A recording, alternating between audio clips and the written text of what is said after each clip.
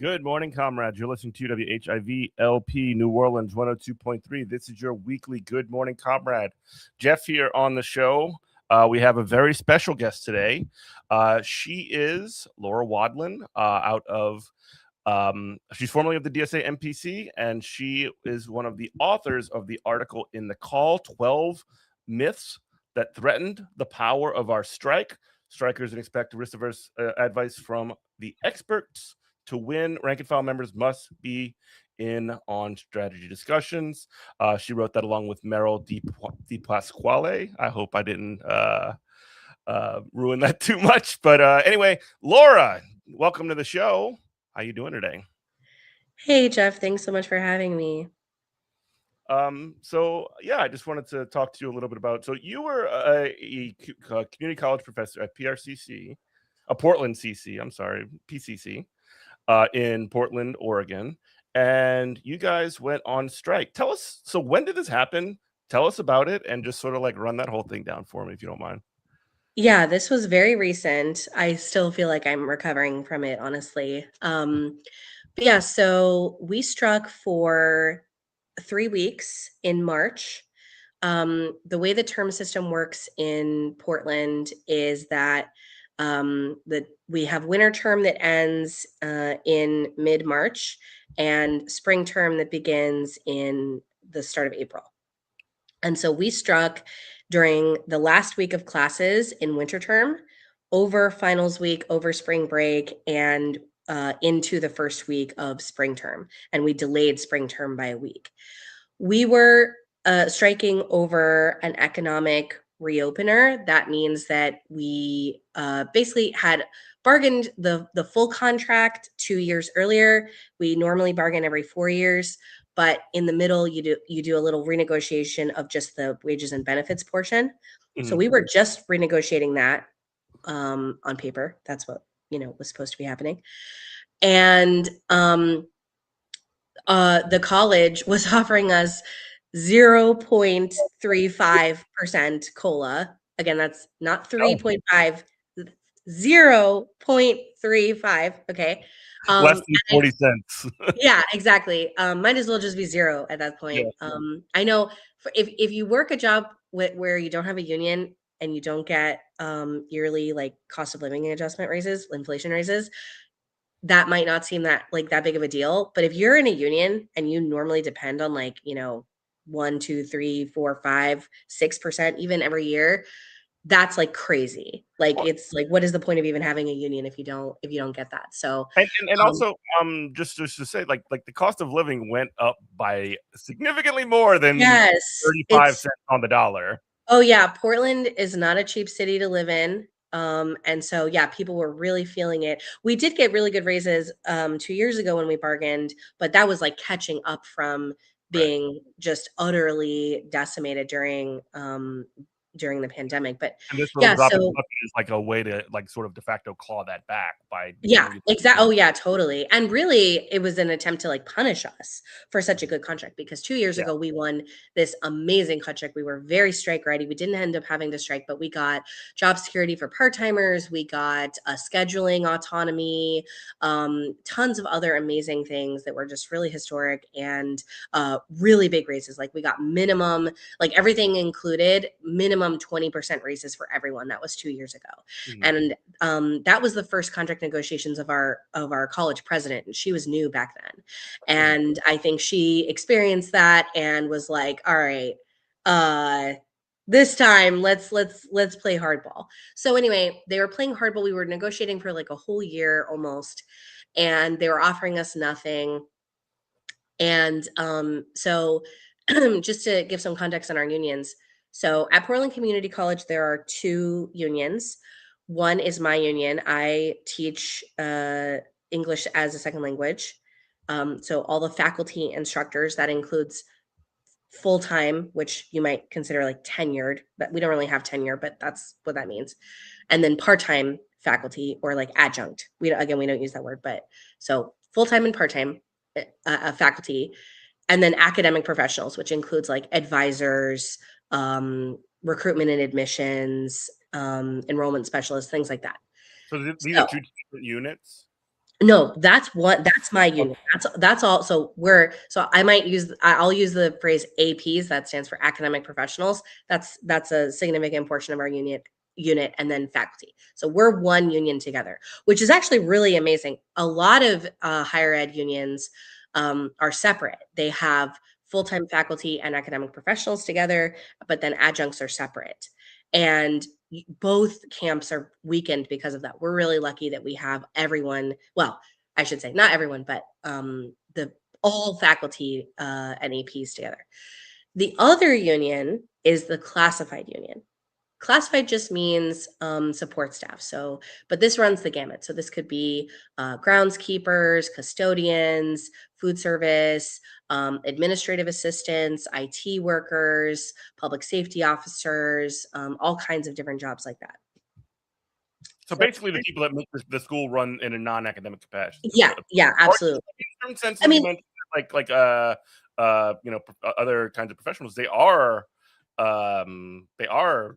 participating in a direct way in academics. So I guess that was not a correct statement by me. Well, yeah, I mean, they do some academic work too, that's for sure. But yeah, it is like, I mean, it's not entirely accurate to say this, but there is a bit of a like white collar, blue collar, or like academic, non-academic breakdown. But that's also not quite accurate either. But anyway, so faculty and APs on one side, and then in one union, and then classified in a different union. So my union, the faculty union, represents about 1,600 workers, and that's over 1,000 instructors. And classified workers are about 700 people. And that's pretty large because Portland Community College is really large. We serve 80,000 students in the Portland metro area every year. And it's very working class, very diverse school. There's 4 main campuses, and I think like over 10 like satellite campuses and little centers and stuff. So it's very, very big.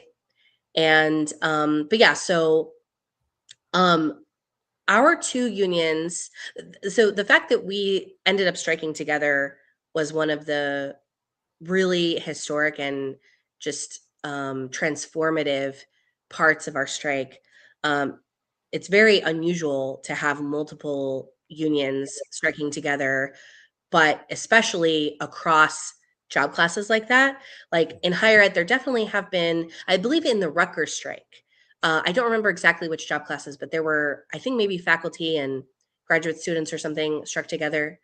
So like having academic workers strike together is a little bit more common, but having like educators and support staff strike at the same time is very unusual and really incredible. The only other instance of that I'm aware of, I think that happened in Minnesota a little bit ago. But anyway, so yeah, we're really lucky that because of like our unions have historically worked together. We're both affiliated with American Federation of Teachers, AFT, different locals, but still affiliated with the same national and state affiliate union.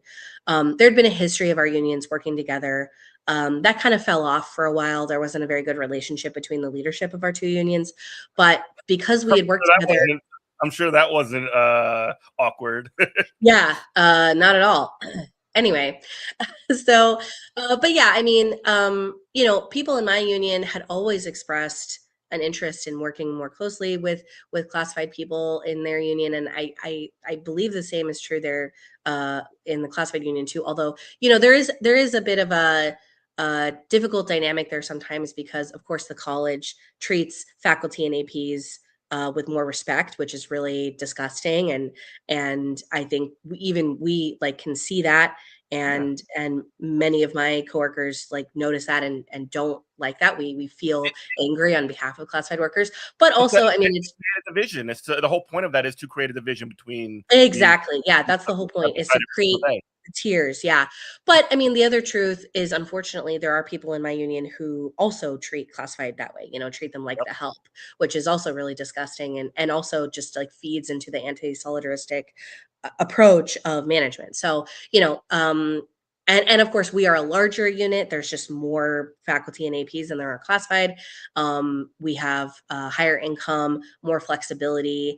And so, yeah, there's just like definitely some inequality there that can breed distrust or resentment, which I think is very understandable and something we have to really work to get past. And I think our strike really helped us do that. But anyway, so so we had a history of working together across the two unions. And fortunately, we had a similar schedule. So our contracts expired around the same time. That date, though, isn't super important. A lot of unions, like especially in the private sector, it's like they have a practice of not working once their contract is expired. Like they don't work without a contract. That's not really true for us. A lot of unions work without a contract for a long time, but at least we still expired around the same time, and we started bargaining around the same time. So in the state of Oregon, there's a law called PECBA, which basically is just it's very, very similar to the National Labor Relations Act, but it's for public sector workers. And but the big difference is that there's a whole rigmarole for public sector bargaining. Like there's a whole calendar of timelines and deadlines, and you have to be in bargaining for 150 days, and then you can file for mediation, and then you have to wait for a state mediator, and then you do mediation for a certain amount of time, and then you submit final offers, and then there's a cooling off period, and blah blah blah. And all of that is of course intended to discourage you from ever going on strike.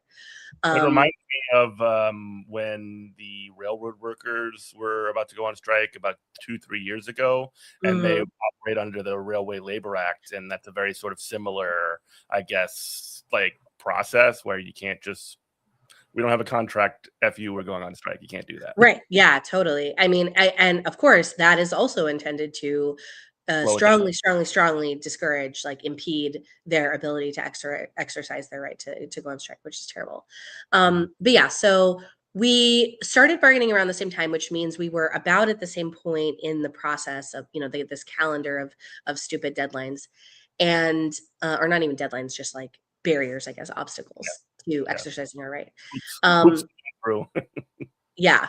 So it was about in fall, so a few months before we ended up striking, where I think our union started to realize, man, we have been bargaining for a long time. They are really lowballing us here, more than they ever have before. This is not going well. Like, wow, we really need to seriously think about striking. Now, fortunately, we had laid a lot of foundation ahead of time. Like I mentioned, 2 years ago, our union was really strike ready. And so we kind of picked back up where we left off. And we were doing some preparation. Like we had open bargaining, which was really important. That means that we members were able to attend bargaining sessions and observe, and it was all transparent. There was no backdoor secret meetings between our team and administration, which was really important. They hated that, but they're forced to concede on that. And so we had open bargaining. Members were plugged in. They were seeing how things were going. They were not happy with it. We did a strike pledge, and meaning we got people to, pledge ahead of time, okay, if it comes to it, I will go on strike. I will vote yes.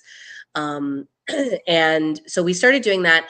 And so in about January, we started working together with the classified union in a joint strike committee. So me and Meryl, my co-author of the article, she and I were the co-chairs of that committee. And that was a joint committee across unions, which was really we never done that before. That was very unusual, and it was wonderful. It really broke down a lot of those barriers.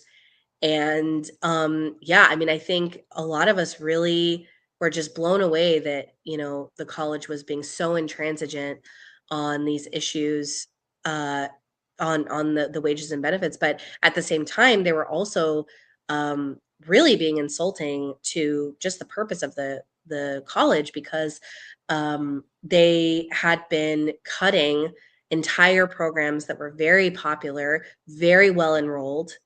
For example, we have a program called Music and Sonic Arts, which is not a traditional music program. It's like a behind this, but like backstage, like technical kind of music program where you learn to be like a sound tech.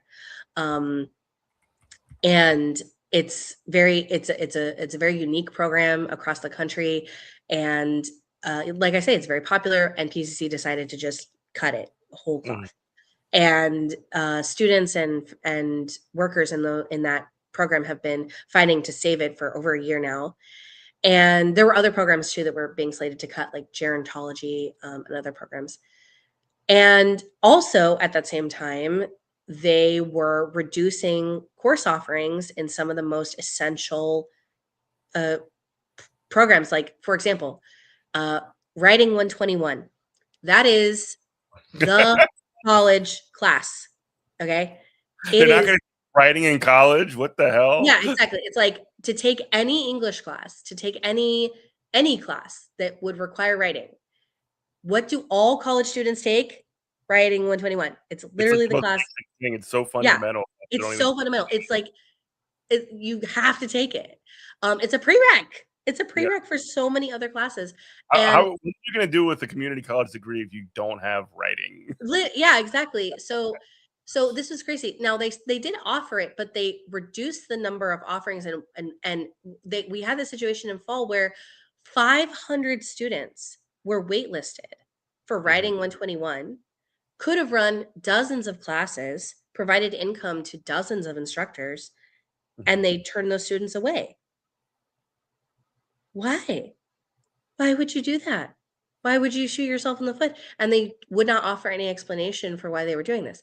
Similarly, they planned on cutting course offerings in math 40% compared to the previous year over the summer. And again, these are for like basic math courses. 40% of offerings. That's the two things that like you think about, like, oh, these are the things I got to take when I go to college. Yes. And another one that's so essential is, besides obviously like gender studies, of course, which everybody has to take as well. Well, no, like it's like math and English. That's what the haters say, just what well, I mean, yeah, there's many things that are basic, but we already know they're trying to take away the liberal studies classes, right? Yeah. We are already used to that. They've cut away at that, and they're getting to the core of like what education is. And sorry to like just jump in, like community colleges very often, like I went to community college. They're like working class, like that's where working class people go to college. Exactly. High profile, like flagship universities. These are like the opposite of like, oh, this person went to a liberal arts college or like whatever. I don't even care about that. Like that's all BS too. But like even if you look at a community college, that is the opposite. You go to community college to either get into a larger college or to get a job. Like that's literally And a lot of people who were fighting the closure of these programs, they shared with the board of directors, hey, this program changed my life. Like some students even shared that they were seriously depressed and even contemplating ending their lives until they enrolled in community college, found a program that gave them purpose, gave them community. It really just like very moving stories. And that has been my experience. Like I see that. I hear that from people all the time. People say community college changed my life. Community college saved my life. So many people say that. But yeah, so there and another course they wouldn't offer was anatomy and physiology. You need that if you're going to become a nurse, any healthcare career. Tons of certificates and stuff need anatomy and physiology. It is the Writing 121 of that type of science. So anyway, really terrible. Doesn't make any sense, right? What is the college's ultimate motivation? I mean, I think what's important to understand is that higher education administration is a resume racket. It's the people in charge in education are not there. Higher education administration. They're there to pad their resumes, use the school as a stepping stone to get them off onto something more prestigious.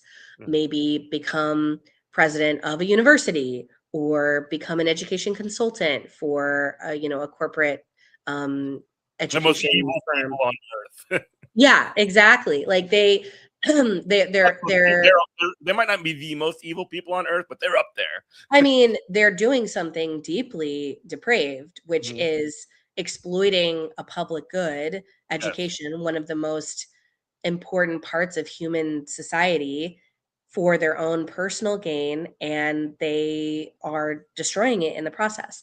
Yep.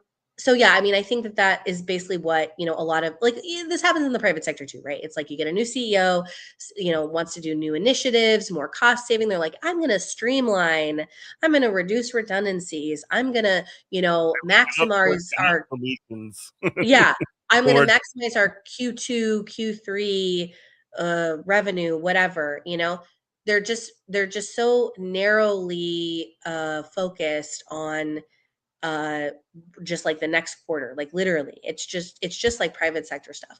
So gamers, we call them min maxers. yeah, yeah, exactly, yeah. But it's short-sighted. um It's all and the quarter, and like everything. The only thing that matters is the next quarter. The next quarter. The yes, next quarter. exactly. I And mean, it's funny when you're in a school and you have a quarter system, because it's like yeah, literally all that matters is the next quarter. yeah. But yeah, so that was the backdrop of our strike, where we're facing these massive cuts. Students are just complaining that they're waitlisted to oblivion. They can't get into the classes they need. Their programs are dying. I mean, honestly, it felt like, wow, PCC is dying. Like, our strike is the defibrillator. Hmm. We have to do this. Like, we have no choice. And it's funny, being a socialist, like, I believe in the power of strikes. I feel generally positive about strikes because of how transformative they can be. I've wanted us to exercise our power because they really fundamentally change people's consciousness. So, like, I was fired up. I was like, yeah, let's go. But another part of me was like, wow, even if I wasn't feeling that way, I would really truly have no choice right now. And that is very, very scary. It reminds me of so I remember 2019 when the Chicago teachers went on strike. It's not like they were only going on strike for like more money or better better conditions on the job. That was part of it, but a huge part of that was that they were taking nurses out of schools and like cutting Yeah. down on social workers and do so like one of the things that is always when it comes to like how the boss talks about it, and also how media tends to just parrot that, is that all these greedy teachers are going on a strike because they want more money or whatever, and they're greedy. And the real answer, the real thing is that nobody understands the conditions on the job more than the people that are there. So and again, like the thing that people like you just described that, like, you were saying that you care about the institution that you work at and you understand the value of the job that you do, because that's what you do every day. You choose to do that every day. There's probably a bunch of things that you could be doing with your life that isn't that. Maybe there is, maybe there isn't. I imagine there is. But Yeah. like, you need to do the thing that you do because you think it's important and you enjoy doing it and you love it, all this other stuff. And you're not going to like just become, a college university professor to like, I'm gonna come and wreck this thing up and make it worse, or anything like that. But that's the portrayal that the management class, the people that are actually trying to do that, try to say. And unfortunately, that's what gets sort of like megaphoned out there into the sort of public consciousness, unless you can push it around, because they have, capital has the tools to do that, and the only thing that we have is one another. Absolutely. And really, in our strike, we saw that that strategy of trying to paint the educators and the support staff as like greedy or destructive just Hmm. fell completely flat with students. Hmm. And part of the reason for that is that um, we had a plan for talking to students about the possibility of our strike pretty early on. So yeah, in uh January. So again, we struck in on March 11th, I believe was the first day. So the beginning of winter term was in January, and we started having department meetings where we would talk about being strike ready in that department. So like math strike readiness meeting, um, English strike readiness meeting, etc. And in those meetings, we would talk about, okay, how are we going to let our students know? What are the things that our students are going to be particularly worried about? Especially because we knew that if we were going to go on strike, it was going to be at the end of the term. So this big question of like, okay, how is the term going to wrap up? Like, are students going to be in limbo? Are they going to get credits? Like, what's going to happen if they're in a certificate program and they need to graduate? It's going to be, very stressful for everybody. And so in our departments, we talked about what our plan was and talked through the complications. And then we went to our students in the classroom. We brought it up in the classroom. We had literature, like little leaflet flyers with FAQs for students about the strike. We told them, hey, we don't know if this is really going to happen, but it might happen. From the start of the term, we're letting them know, just so you know, at the end of the term, there might be a strike. It might disrupt things. We wouldn't do this if we didn't have to. We're trying to, save the college. Just letting them know about the context. And many, many, many students had instructors talking to them directly in their classrooms about this. And that was a huge part of what solidified student support for us, because they had been hearing about this from their instructors. And even if they didn't hear about it from their particular instructors, they heard about it from their classmates. And they had some time to like mentally prepare for this and think about the consequences of having a school where instructors don't get any inflation raises at all. They're not paid properly. And where programs are really precarious. And it's not like we had to persuade students. I mean, in a community college, your students are also working class. Like some of them are in unions themselves. Many of them are in unions, in fact. Sorry, getting over sick, coughing up a lung. But yeah, so students themselves are working class. They're workers. They get it. They people like teachers. People at community college, again, like they feel like community college changed their life, saved their life. They're very grateful for all the education they've gotten, and they understand how important all the support staff are, including and of course their instructors. So student support was very strong from the beginning. And one of the things that really solidified that was how the strike started. So we had planned on doing a walkout in the morning. Sorry, I'm going to cough again. Hold on. We had planned on doing a walkout in the morning on March 11th at 10:30, and we broadcast that. Management knew it was not a secret. We were very excited about it. And the day before our strike, the night before, our bargaining teams are hoping to get like a last minute deal, whatever. Didn't happen. Strike is on. All right. At about midnight, the college sends out an emergency text saying campuses are closed. What? So they did not hold. They basically started the strike earlier. Like they did what I think could be considered an illegal walkout, or excuse me, an illegal lockout. Because they had no reason to close the school early, other than they knew that we were planning a strike, planning a walkout. And so this was truly catastrophic. Now I totally understand why the college thought that was a good move for them, because obviously if we interrupt our classes and we say to students, all right, 10:30, strike is on, I'm not working anymore, you're invited to come out to the picket lines with us, and we all exit the schools hand in hand, and it's beautiful and powerful and consciousness raising, and oh my gosh, that's humiliating for the college. It's just such a big show of power. I totally get why they're like, oh, we can't let that happen. Yeah, they took the audience out of the equation, essentially. Exactly, right. However, I think ultimately that was still the worst move, because even workers who were kind of on the fence about striking, like maybe they were reluctantly agreeing to strike, right? They're like, I guess if we really have to. They expected if you come into work at 8 o'clock, right, you're expecting to have 2.5 hours of work time to that last few hours to get stuff done, log into your email, tell students, hey, it looks like we didn't get a deal last night. It looks like the strike is on. Yeah, I'm wrapping these things up. Like, I'm making sure you're going to be okay while we're gone. Da da da. They could not do that because campuses were closed.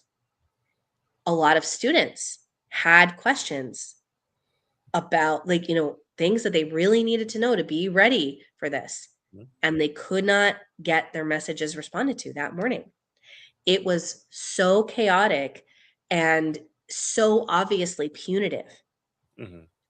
And I think that fundamentally sowed the seed that was eventually our win.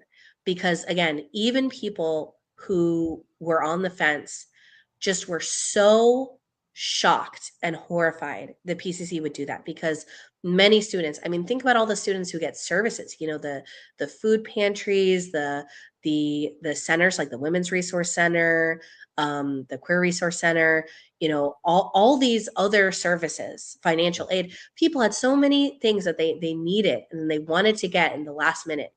And PCC took that away for no reason other than just to be jerks, to not let us have a powerful moment. And I think people realized at that moment, wow, PCC administration this is just beyond the pale. I can't believe it. There's nothing that we could do as a strike that would be worse than what administration is willing to do to our students. So we have to do this. This is such a righteous fight. And students realized, oh yeah, administration, they're not out. They do not have our best interest in mind. They are ridiculous. And what's important to them, didn't they? Yeah. So another thing that was really important for student solidarity was the fact that the faculty and AP union was talking about these permissive subjects. So talking about how to use our strike to save programs, to save classes. That was not, and if you read my article, I talk about that. That's one of the big myths, like, ooh, be careful. We're only renegotiating wages and benefits. You can't talk about this other stuff. You could be accused of bargaining in bad faith. A lot of anxiety about that. But I'm really glad that people did decide that this was so important. We had to. Like, how do you have a strike while they're basically killing the school from the inside by not offering classes? And you have a strike and you don't address that. How could we do that? How could we leave that fundamental problem? I mean, I just feel like the days of, striking for $3 raises, that does not cut it anymore, man. It's not about that. Obviously, we do deserve raises, and that was a big thing. Of course. But it's like, what is the point of a $3 raise if your program doesn't exist in 6 months?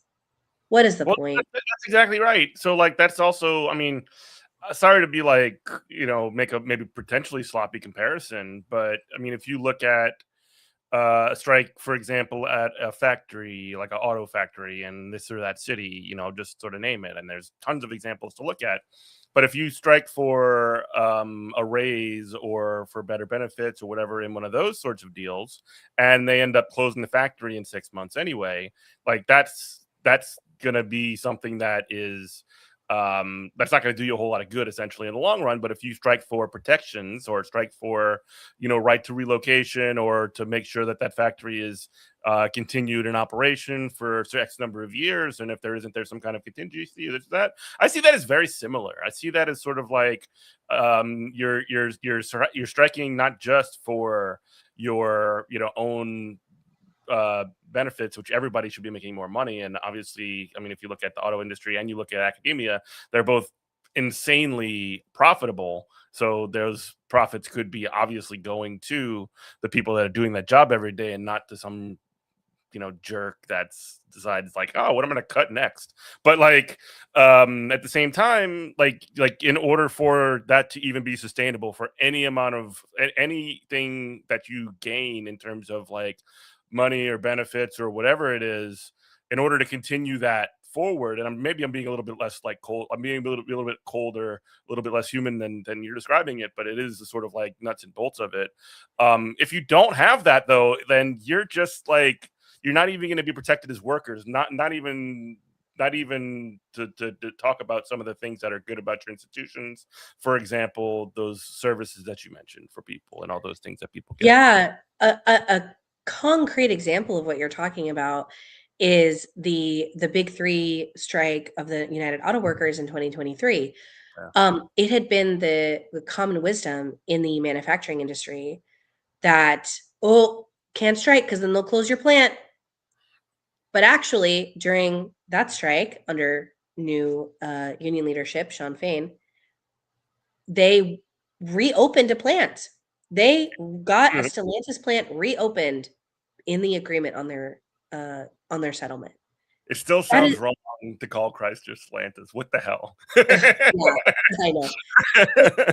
But I just think that's so crazy. Like it so goes in it just so flies in the face of what people think, right? People think that that fundamentally we don't have any power to do anything.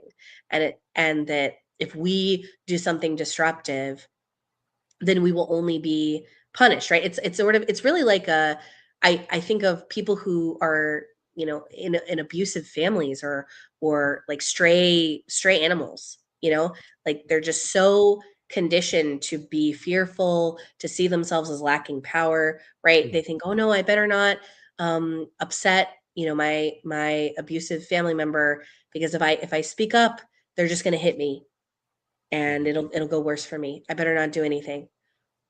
And we have to get ourselves out of that mindset of seeing ourselves as fundamentally powerless, because we're not powerless. We have actually an incredible amount of untapped power. That's right. In fact, there are 12 myths that Yes. threaten the power of the strike that you just went on that maybe we can talk about. Yeah. Well, one thing I want to say about just the whole context of the article is that it is really sad that this mindset I talk about of feeling that, we're all fundamentally powerless and we have to be very careful because, the most likely scenario is that we lose. That is a really common, though sort of unspoken belief. It's so deep within people that they don't say it, but that does drive their choices in the labor movement. A That lack of is true. confidence. Yes, the lack of confidence, the fundamental belief that bosses do actually have and will always have more power than workers. And it's not completely unwarranted, just to say, because I mean, who remembers the air traffic controllers when they were all fired into the Reagan administration? I mean, like that is one of the probably the most sort of like impactful moment that's happened before probably either you or I are born, that has sort of like colored the landscape for what labor, especially like public sector unions, how they sort of like operate. There's a very sort of there's a very sort of like cautious approach that they go towards because they are absolutely terrified that that's going to happen again. Which I mean, okay, but like, what do you do then? Becomes the question. Yeah, exactly. You're right. It's like, okay, well then what's the alternative to fighting? Yeah. Trying to appease the boss. Hard, like over the years, get picked to pieces like by vultures or what, just lay down and let things passively get worse, or fight it out when you have a chance to win. Fight it out, see what happens. Yeah. So anyway, it was just really sad to see that so many people who are seen as experts in the labor movement have that that mindset of being, that we're going to lose, that we're powerless, including a lot of the staff that we pay to help us in our unions, and a lot of our elected leaders, people on our bargaining teams. And it was really incredible to me that the rank and filers, the everyday people on the picket lines, the member leaders on our contract action team, people could feel our power every day. They had a very keen sense of what our leverage was. They were so deeply committed. I mean, even when we were faced with, wow, I think we're going to have to delay spring term by a whole week. Are we ready to do that? That's way more disruptive than people wanted. I mean, I think a lot of my coworkers did not want to go on strike at all, but were willing to do it if they really had to. But delay spring term, like upset the whole academic calendar, that's a level that people really had not anticipated. But hey, you do what you got to do if they force it, right? And I would say that through the strike, seeing administration's responses, seeing what the stakes were, feeling every day that actually we have the power here. We do not have to spend another day being the servants of a cruel administration, just letting things get worse every day. The idea that we could break free from that was just it was psychedelic. And you need that. You need psychedelic hope sometimes, because it's very easy to go through every day and ask, what is the point? Like, everything's going to get worse, but nothing will get better if everyone says that. So, and that hope and optimism came from the rank and file workers. And, my article talks about all the ways in which this mentality of being powerless pervaded all the strategic discussions, especially when rank and filers weren't in the room to talk to the bargaining team about it. And one of the dynamics that the article doesn't explicitly say, but I think is important for people to know, is like, why do higher ups, top elected leaders and unions, staff in state affiliate unions, national affiliate unions, especially AFT, why do they think we're powerless? Why do they try so hard to convince workers that they should settle and not fight? And the reason for that is that fundamentally worker militancy is threatening to the people who run whose careers depend on a collaborative relationship with the boss. And not just the boss as in your employer, but the ruling class. So Randy Weingarten is the president of AFT. And that directly affected what we experienced in our strike. We never interacted with her personally, but we interacted with her staff. Oh, Weingartenism is pervasive throughout AFT. I was a member of AFT for 10 years. I know all about it. Yeah, it's awful. And you know what's funny too, because it's hard to like reference the Chicago teacher strike again. From what my understanding was, like, there was not a word that was mentioned by it publicly by like the Weingarten administration or like that. But I also do remember, like, as soon as they're like, there's no turning back, we're going on strike tomorrow, she's like making public statements being like, we support Chicago teachers and all this other BS. Oh yeah, of course. Someone in Chicago told me she showed up to their picket lines in a limo. That's awesome. I believe it. That's kind of cool. But this is the thing, like, AFT is extremely undemocratic nationally. Well, they're like power bases, New York City, basically. Oh yeah, exactly. UFT in New York City.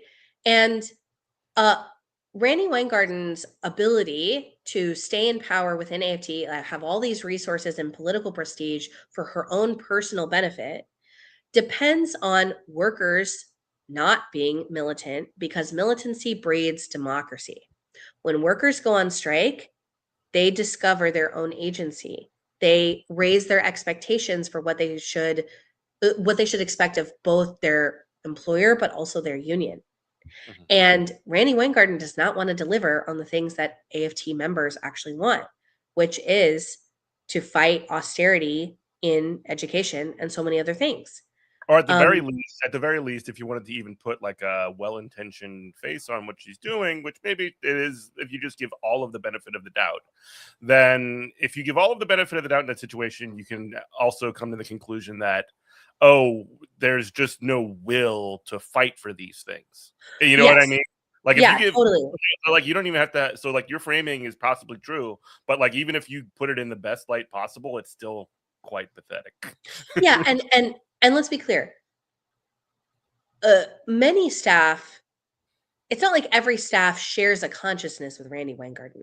No, they They live have within their own structures. motivations. They live within the structures that she Right. is master of. And they have been taught, exactly like you're saying, they have been taught to see workers as fundamentally kind of naive.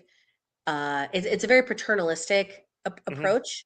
It's workers are bound to make some bad choices, so we need to help them be realistic, be smart, be cautious, not you It's know what the Democrats do with electoral, like, yes. they're like, Oh, "Oh, you know what? Everybody, you know what people need? They need more Alyssa Slotkins in the it's world." identical to that.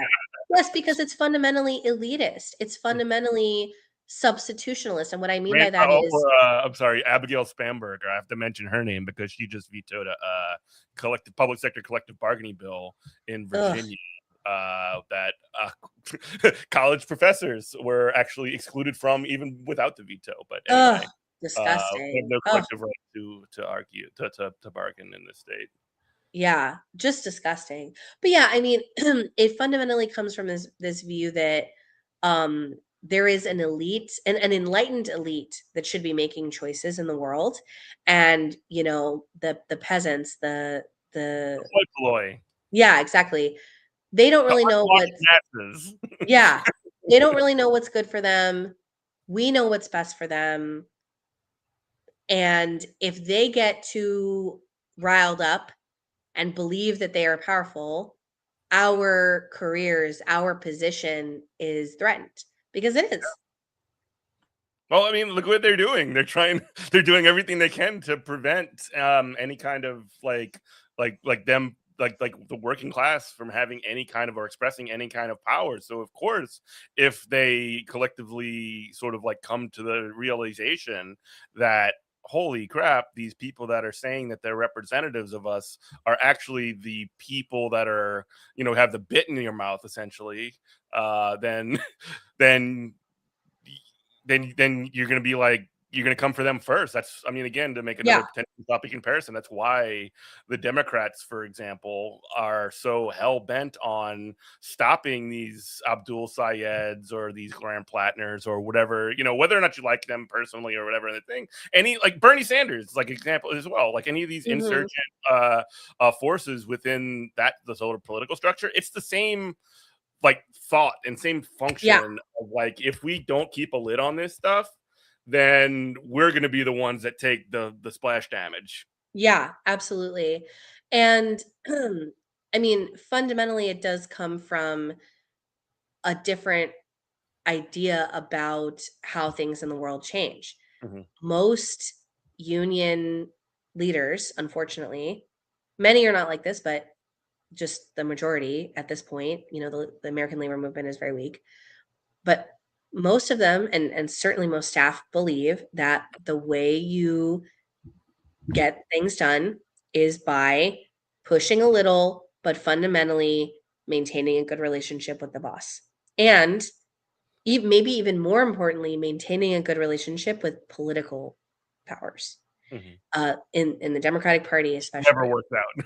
Yeah, doesn't work out. And in fact, that happened in our strike. In my article, I talk about how, we have a governor, the most unpopular governor in the entire country, Tina Kotek. Congratulations, number Thank you. one.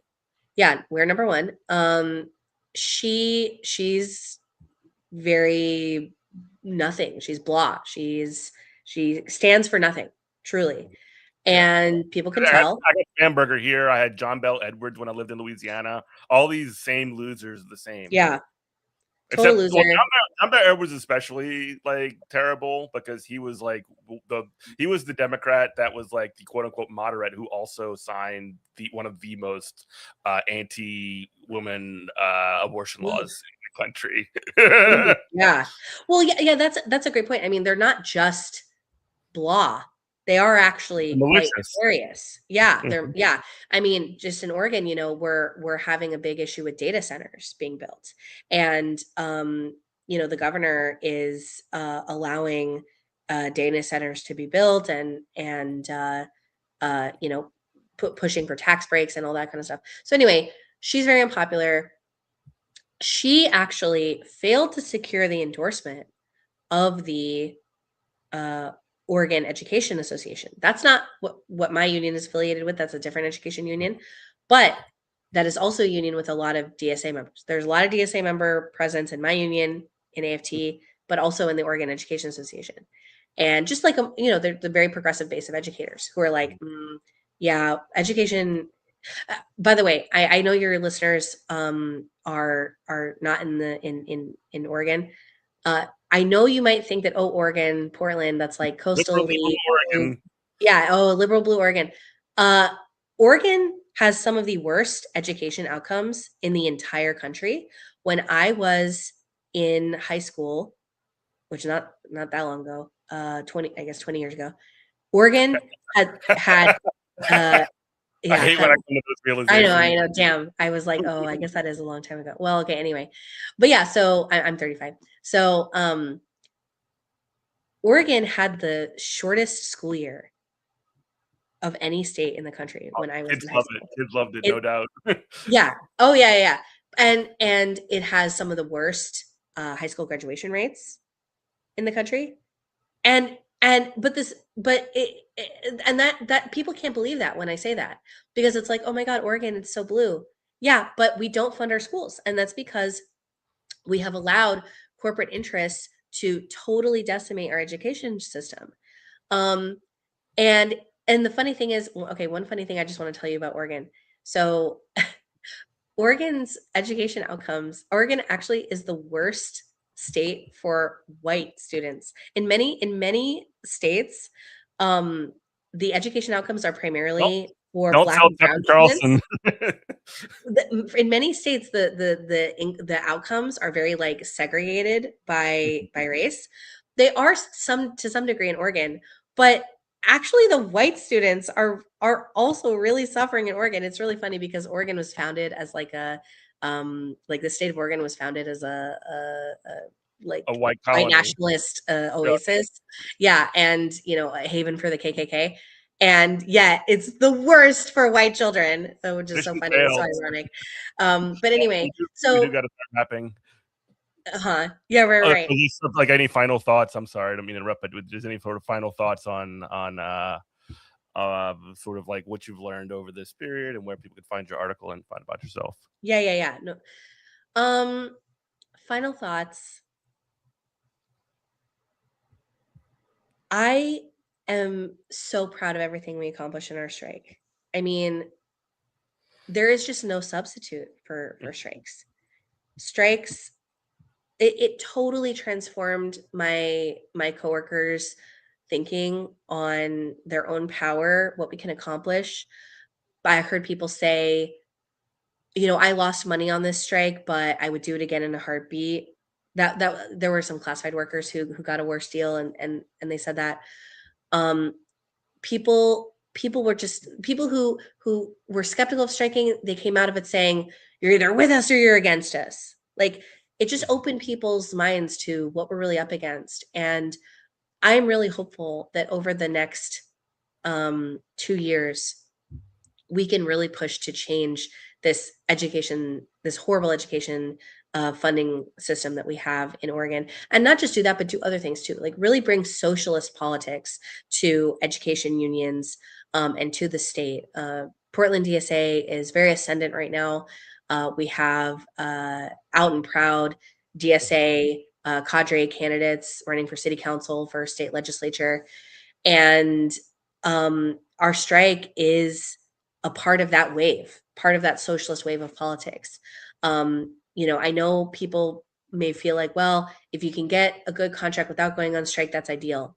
I don't know if I agree with that. I mean, there truly is no substitute. It's like if you're in an abusive relationship and you say, well, if you do that again, I'm walking out. If you do that again, I'm breaking up.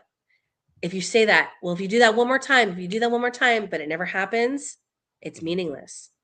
There's a big difference between saying that and then actually walking out and saying, I'm done. I'm taking my life into my own hands. And that's what we got to do as workers. That's the only way we're going to save education. That's the only way we're going to get what the working class deserves. Well, thank you so much. You can find the article in the Call, socialistcall.com. The article is called 12 Myths That Threaten the Power of Our Strike. Strikers can expect risk-averse advice from the, quote, experts. To win, rank and file members must be on strategy discussions by Laura Wadlin and Meryl Di Pasquale. Thank you so much. Where can people find you? I'm on Instagram. If you want to be found. Yeah, please follow me. I'm on Instagram at FLAURABUNDA, Flora Bunda. All right, cool. Thanks for having me. Yeah, and so thank you so much for joining us on Good Morning Comrade. You can listen to us every Saturday on WHIVLP New Orleans, where this program originates. Thank you, Laura, for joining us. We really do appreciate it. And keep an eye out for more shows coming in the future. We got a lot of stuff coming forward. This is 7 years of Good Morning Comrade. So we're going to keep it going strong. And yeah, stay tuned. This is WHIVLP New Orleans 102.3. We love you. Bye-bye.